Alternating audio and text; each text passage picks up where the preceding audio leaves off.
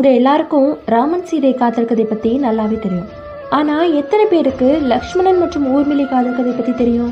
சீதையோட தங்கை தான் ஊர்மிளை. சீதைக்கு திருமணமான அதே நாளில் தான் ஊர்மிளைக்கும் ராமபிரானின் தம்பியான லக்ஷ்மணனுக்கும் திருமணம் நடந்துச்சு.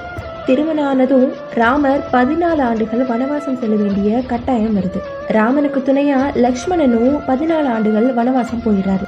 போறதுக்கு முன்னாடி ஊர்மிளை கிட்ட ஒரு வார்த்தை சொல்லிட்டு போலான்னு அவ இருக்க அந்த புறத்துக்கு போறாரு. ஊர்மிளையோ, எங்க நம்ம கணவன் வனவாசத்தின் போது நம்மை பற்றியே யோசிச்சுக்கிட்டு ராமனுக்கும் சீதைக்கும் செய்ய வேண்டிய பணிவிடைக்கு பாதிப்பு வந்துருமோன்னு நினைக்கிறான். அதனால லக்ஷ்மணன் கிட்ட முகம் சுளிச்சு பேசுறான். லக்ஷ்மணன் அங்க இருந்து கோபத்தோட போன பிறகு ஊர்மிளை கண்ணுல இருந்து கண்ணீர் தார தாரையா ஊத்துது. லக்ஷ்மணனுக்கு வனவாசத்துல தூக்கம் வந்தா இரவு நேரத்துல ராமனையும் சீதையையும் பாதுகாக்க முடியாம போயிரும்னு ஊர்மிளை தவம் செஞ்சு லக்ஷ்மணனோட தூக்கத்தையும் சேர்த்து 14 ஆண்டுகள் தூங்குறான். லக்ஷ்மணனும் இரவு பகலா கண் விழிச்சு தன்னோட கடமையை செய்றாரு. ஆனா என்னவோ ராமர் சீதை காதல் கதை பேசப்பட்ட அளவுக்கு கணவனுக்காக இவ்வளோ தியாகத்தை செஞ்ச லக்ஷ்மணன் ஊர்மிளை காதல் கதை பேசப்படவில்லை.